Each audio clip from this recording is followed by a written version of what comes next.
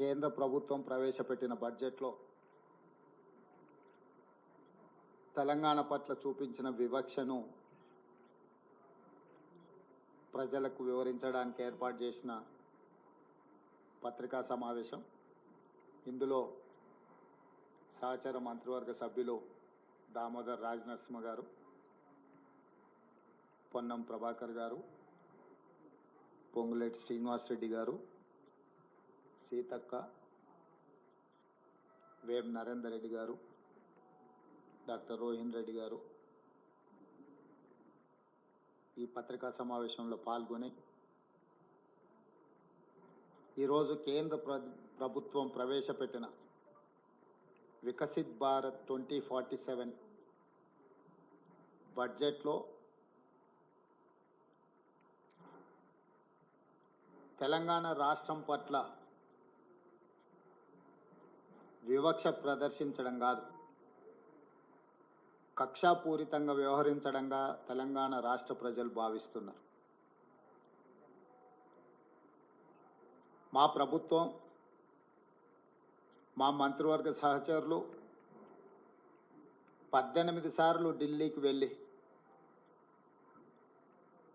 ప్రధానమంత్రి ప్రభుత్వ ఉన్నతాధికారులను కలిసి రాష్ట్ర పునర్విభజన చట్టంలో పొందుపరిచిన పార్లమెంట్ ఆమోదించి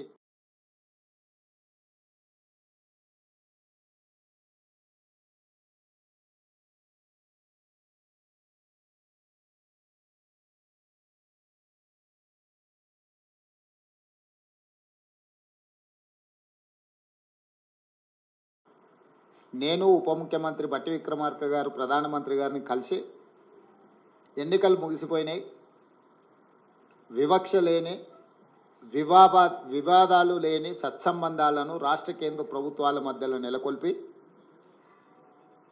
అభివృద్ధికి ఒకరికొకరం సహకరించుకొని ముందుకు వెళ్తామని మొదటిసారి కలిసి చెప్పడం జరిగింది. రెండవసారి నరేంద్ర మోడీ గారు తెలంగాణ రాష్ట్ర పర్యటనకు వచ్చినప్పుడు ఆదిలాబాద్లో నేనే స్వయంగా వెళ్ళి వారికి స్వాగతం పలికి ఆ రోజు ఒక అడుగు నేను ముందుకు వేసి, ఈ దేశంలో ప్రధానమంత్రి పెద్దన్న లాంటి వాడు, మీరు పెద్దన్నలాగా వ్యవహరించాల్సిన అవసరం ఉన్నది. రాష్ట్రాల అభివృద్ధి జరగాలి అని అంటే నిధుల కేటాయింపులతో పాటు అనుమతులు వేగంగా ఇవ్వాలి. తెలంగాణ రాష్ట్ర ముఖ్యమంత్రిగా ప్రధానమంత్రిని పెద్దన్నగా మేము భావిస్తున్నాము, పెద్దన్న పాత్ర మీరు పోషించండి అని చెప్పి ఒక అడుగు ముందుకేసి చెప్పడం జరిగింది. ఆ తర్వాత జాతీయ ఎన్నికల తర్వాత నరేంద్ర మోడీ గారు మూడవసారి ప్రధానమంత్రిగా బాధ్యత స్వీకరించిన తర్వాత ఇప్పటి బడ్జెట్లో తెలంగాణ రాష్ట్రానికి అవసరమైన నిధులను, అవసరమైన ప్రణాళికను పొందుపరిచి తద్వారా తెలంగాణ రాష్ట్రానికి సహకరించమని చెప్పి మూడవసారి ఢిల్లీకి వెళ్ళి ప్రధానమంత్రి గారిని కలవడం జరిగింది. అన్ని సందర్భాలలో బేసిజాలకు తావు ఇవ్వకుండా, అనవసరమైన వివాదాలకు అవకాశం ఇవ్వకుండా, ఈ దేశ ప్రధానమంత్రి వివిధ రాష్ట్రాల ముఖ్యమంత్రులకు పెద్దన్నలాగా ఉండాలి, మిమ్మల్ని మేము పెద్దన్నగా భావిస్తున్నాం, మా రాష్ట్రానికి చాలా సంవత్సరాలుగా వివక్ష జరుగుతున్నది కాబట్టి ఈ వివక్షను తొలగించి మా నిధులు కేటాయించండి అని వారిని కలిసి చెప్పడం జరిగింది. కేంద్ర ప్రభుత్వంలో ఉన్న మంత్రులందరినీ కూడా కలిసి విజ్ఞప్తి చేయడం జరిగింది. కానీ ఈరోజు వికసిత్ భారత్ 2047లో 48,21,000 కోట్ల రూపాయలతోని బడ్జెట్లు ప్రవేశపెట్టి, అదేవిధంగా బడ్జెట్ మొత్తం సారాంశాన్ని చూస్తే మొత్తం బడ్జెట్లో తెలంగాణ అనే పదాన్ని నిషేధించిండ్రు. తెలంగాణ అనే పదాన్ని కూడా పలకడానికి కేంద్ర ప్రభుత్వము ఇష్టపడడం లేదు. 10వ బడ్జెట్ సమావేశాల సందర్భంగా ప్రధానమంత్రి గారు తెలంగాణ రాష్ట్ర ఏర్పాటు ప్రక్రియను తప్పుపట్టినప్పుడు, తెలంగాణ రాష్ట్ర ఏర్పాటు ప్రక్రియనే పార్లమెంటు విధి విధానాలు ఉల్లంఘించి ఏర్పడింది అని అన్నప్పుడు వారి మనసులో ఇంత కక్ష ఉంది తెలంగాణ పట్ల అనేది తెలంగాణ ప్రజలు ఊహించలేదు. వారు మొదటి నుంచి ఎందుకో తెలంగాణ పట్ల వివక్ష కాదు కక్ష చూపిస్తున్నట్టుగా అనిపిస్తుంది. గతంలో కేంద్రంలో ఉండే ప్రభుత్వాలకు ప్రతిపక్ష పార్టీలు అధికారంలో ఉన్న రాష్ట్రాల పట్ల వివక్ష చూపిస్తారని చర్చ జరిగితే అది ఎట్లుంటుందో మాకు అర్థం కాలేదు. కానీ ఇప్పుడు నరేంద్ర మోడీ గారి ప్రభుత్వము వివక్ష కాదు, కక్షాపూరితంగా తెలంగాణ ప్రజల పట్ల వ్యవహరించింది అని చెప్పి స్పష్టంగా మా ప్రభుత్వం భావిస్తున్నది. ఏపీ పునర్విభజన చట్టంలో భాగంగా ఆంధ్రప్రదేశ్కు రాజధాని నిర్మించడానికి, ఆంధ్రప్రదేశ్కు పోలవరం నిర్మించడానికి, ఆంధ్రప్రదేశ్లో వెనుకబడిన జిల్లాలకు నిధులను కేటాయించడానికి, ఎన్ని రకాలుగా ఆంధ్రప్రదేశ్కు నిధులను కేటాయించాలనో అన్నిటికీ ఆంధ్రప్రదేశ్ పునర్విభజన చట్టాన్ని ప్రస్తావిస్తూ ఆ నిధుల కేటాయించడానికి ఒక అవకాశంగా తీసుకున్నారు. ఆంధ్రప్రదేశ్కి ఇచ్చే నిధులను ఆంధ్రప్రదేశ్కు ఎందుకు ఇస్తున్నారని మేము అడగడం లేదు. పునర్విభజన చట్టంలో భాగంగా ఆంధ్రప్రదేశ్కు నిధులు ఇచ్చినప్పుడు పునర్విభజన చట్టంలో భాగంగా తెలంగాణకు నిధులు ఇవ్వాలన్న బాధ్యత కేంద్ర ప్రభుత్వానికి లేదా? అదే ఆంధ్రప్రదేశ్ పునర్విభజన చట్టంలో బయ్యారం ఉక్కు కర్మాగారం ఉంది, కాజీపేట రైల్వే కోచ్ ఫ్యాక్టరీ ఉంది, సాగునీటి ప్రాజెక్టులలో పాలమూరు రంగారెడ్డి ఎత్తిపోతలకు కేంద్ర ప్రభుత్వం పోలవరంకి ఏ విధంగా నిర్మాణానికి సహాయం అందిస్తున్నారో ఆ విధంగా నిధులను కేటాయించాలన్న ఆలోచన కానీ, అదేవిధంగా గిరిజన యూనివర్సిటీ 10 సంవత్సరాల తర్వాత ఇప్పుడు మొదలైన ములుగులో దాని నిధుల విషయంలో కానీ, అదేవిధంగా మేము స్పష్టంగా ప్రధానమంత్రి గారిని కలిసి మీకు నమోమి గంగే ప్రాజెక్టు లాగానో సబర్మతి రివర్ ఫ్రంట్ లాగానో మీ గుజరాత్కు మీ ప్రాంతాలకు ఏ విధంగా అయితే మీరు నిధులను కేటాయించుకున్నారో ఆ విధంగా మూసీ రివర్ డెవలప్మెంట్ ఫ్రంట్కు నిధులు కేటాయించమని చెప్పి మేము అడగడం జరిగింది. విశ్వనగరంగా విస్తరిస్తున్న 5 ట్రిలియన్ ఎకానమీ అని పదే పదే చెప్పే నరేంద్ర మోడీ గారు మీ ఆలోచన ఈ దేశం 5 ట్రిలియన్ ఎకానమీకి చేర్చుకోవాలంటే భారతదేశంలో 5 మహానగరాలలో హైదరాబాద్ నగరం ఒకటి. ఈ హైదరాబాద్ నగరానికి మెట్రో విస్తరించడం ద్వారా ఇక్కడ మౌలిక వసతుల యొక్క అభివృద్ధిని చేయడం ద్వారా విదేశాల నుంచి పెట్టుబడులను ఆకర్షించి లక్షలాది మంది నిరుద్యోగ యువకులకు ఉద్యోగ ఉపాధి అవకాశాలు కల్పిస్తే దేశం యొక్క ఎకానమీ పెరుగుతుంది అని చెప్పి వారికి చెప్పడం జరిగింది. కానీ మెట్రోకు కానీ మూసీ రివర్ డెవలప్మెంట్ ఫ్రంట్ విషయంలో కానీ RRR రీజనల్ రింగ్ రోడ్ విషయంలో కానీ ఏ విషయంలో కూడా ఈ బడ్జెట్లో ఒక్క రూపాయి కూడా తెలంగాణకు ఇవ్వడానికి ప్రయత్నం చేయలేదు. ఆనాడు యూపీఏ ప్రభుత్వంలో కేటాయించిన ITIR కారిడార్ను గతంలో తెలంగాణ అధికారంలో ఉన్న ప్రభుత్వము కేంద్ర ప్రభుత్వం ఇద్దరు వివక్ష వల్ల ITIR కారిడార్ను మరుగున పడిపోయింది. ITIR కారిడార్ వస్తే పెట్టుబడులు వస్తాయి, పెట్టుబడులతో పాటు IT రంగ నిపుణులకు వేలాది లక్షలాది ఉద్యోగాలు వస్తాయి. మీరు దానికి సంబంధించిన కార్యాచరణను కూడా చేపట్టండి అని చెప్పి కేంద్ర ప్రభుత్వానికి మేము విజ్ఞప్తి చేసినాం. ఈరోజు ITIR కారిడార్ను గురించి ఎక్కడ ప్రస్తావన లేదు. ఈరోజు రైతులను ఆదుకోవడానికి ఒక ప్రత్యేక కార్యాచరణ ఏది తెలంగాణ రాష్ట్రానికి ఇవ్వలేదు. ఎడ్యుకేషన్ పట్ల కానీ, ఇరిగేషన్ పట్ల కానీ, హెల్త్ పట్ల కానీ, ఎంప్లాయ్మెంట్ పట్ల కానీ ఏ ఒక్క అంశంలో కూడా కేంద్ర ప్రభుత్వము తెలంగాణ యొక్క అభివృద్ధి కోసము ఆలోచన చేయలేదు. ఈరోజు సబ్కా సాత్ సబ్కా వికాస్ అనేదైతే ఉందో ఈ స్లోగన్ బోగస్ అని చెప్పి బీజేపీ నిరూపించింది. వికసిత్ భారత్ అనే దాంట్లో తెలంగాణ భాగం కాదు అని ప్రధానమంత్రి గారు అనుకుంటున్నట్టుగా ఉన్నది. అసలు మొత్తం బడ్జెట్ను స్థూలంగా చూస్తే వికసిత్ భారత్ 2047 48,21,000 కోట్ల రూపాయల బడ్జెట్ను చూస్తే కుర్చీ బచావో బడ్జెట్ లాగా ఉన్నది. బీహార్కు ఆంధ్రప్రదేశ్కు తప్ప ఇతర రాష్ట్రాల పట్ల కేంద్ర ప్రభుత్వం వ్యవహరించిన తీరు కేవలం కుర్చీని కాపాడుకునే ప్రయత్నంలో భాగంగానే ఈ బడ్జెట్ను ప్రవేశపెట్టినట్టుగా కనిపిస్తుంది. ఇది ఏ రకంగా కూడా ప్రధానమంత్రి గారికి గౌరవాన్ని తెచ్చిపెట్టదు. ఇంతటి వివక్ష, ఇంతటి కక్షాపూరితమైన వ్యవహారం ఎప్పుడూ జరగలేదు. తెలంగాణ రాష్ట్రము, తెలంగాణ ప్రజలు 8 పార్లమెంట్ స్థానాలు, 35% ఓట్లు బీజేపీకి ఇచ్చిండ్రు. తెలంగాణ ప్రజలు ఎలాంటి వివక్ష బీజేపీ పట్ల చూపించలేదు. తెలంగాణ ప్రజల యొక్క నిర్ణయం వల్ల ఈరోజు నరేంద్ర మోడీ గారు ప్రధానమంత్రిగా కుర్చీలో కూర్చున్నారు. 8 సీట్లను తెలంగాణ రాష్ట్రం నుంచి గెలిపిస్తే కృతజ్ఞత చూపించాల్సిన బీజేపీ కేంద్ర ప్రభుత్వం, నరేంద్ర మోడీ గారు తెలంగాణ పట్ల కక్షాపూరితంగా వ్యవహరించిండ్రు. ఎన్నికల కంటే ముందు నేను పదే చెప్పిన, ఓట్లు సీట్లు మాత్రమే తెలంగాణ నుంచి కావాలి కానీ తెలంగాణ ఆత్మగౌరవం పట్ల కేంద్ర ప్రభుత్వానికి ఎలాంటి పట్టింపు లేదు అని. ఈరోజు అదే విధంగా కేంద్ర ప్రభుత్వం వ్యవహరించింది. కేంద్ర మంత్రిగా ఉన్న కిషన్ రెడ్డి గారు ఈరోజు తెలంగాణ ప్రజలకు సమాధానం చెప్పాలి. బీజేపీ అధ్యక్షుడిగా నరేంద్ర మోడీ గారి మంత్రివర్గంలో యూనియన్ క్యాబినెట్ మినిస్టర్గా కిషన్ రెడ్డి గారు బాధ్యత వహించాలి. తెలంగాణకు జరిగిన అన్యాయానికి తెలంగాణ ప్రజలకు క్షమాపణ చెప్పి తక్షణమే మోడీ మంత్రివర్గం నుంచి తప్పుకోవాలి కిషన్ రెడ్డి గారు.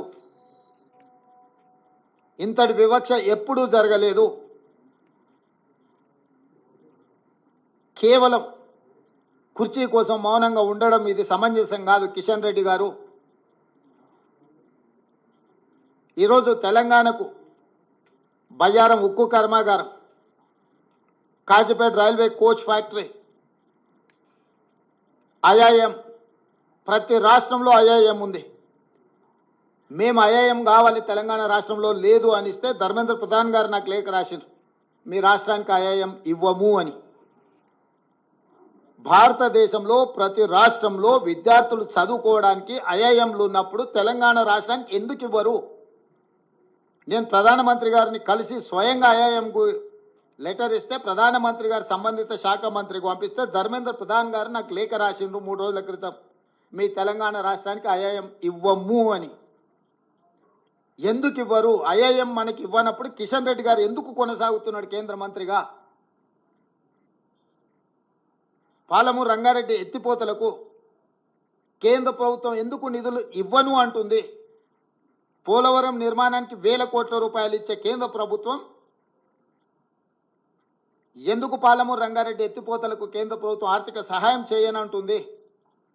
అమరావతి నిర్మాణానికి 1000 కోట్ల రూపాయలు ఇస్తా అంటున్న కేంద్ర ప్రభుత్వం హైదరాబాద్ నగరంలో మెట్రో విస్తరణకు కానీ, మూసీ రివర్ డెవలప్మెంట్ ఫ్రంట్కు కానీ, రీజనల్ రింగ్ రోడ్ కోసం కానీ, వరంగల్లో, ఆదిలాబాద్లో ఏర్పాటు చేయాలనుకుంటున్న ఎయిర్పోర్టులకు ఎందుకు ప్రత్యేకంగా నిధులు ఇవ్వరు అని చెప్పి కేంద్ర ప్రభుత్వాన్ని తెలంగాణ రాష్ట్ర ప్రభుత్వం ప్రశ్నిస్తున్నది. పెద్దన్నగా మేము భావిస్తుంటే మీరు దుర్మార్గంగా వ్యవహరిస్తున్నారు. ప్రధానమంత్రి వివక్ష లేని వికసిత్ భారత్ కోసం ప్రయత్నం చేయాలి. కానీ కేంద్ర ప్రభుత్వం ప్రవేశపెట్టిన బడ్జెట్ బీహార్, ఆంధ్రప్రదేశ్ కోసం ప్రత్యేకంగా ఈ సమావేశాలను ఏర్పాటు చేసి నిధులు కేటాయించినట్టుగా ఉన్నది. కేవలం క్విడ్ ప్రోకో.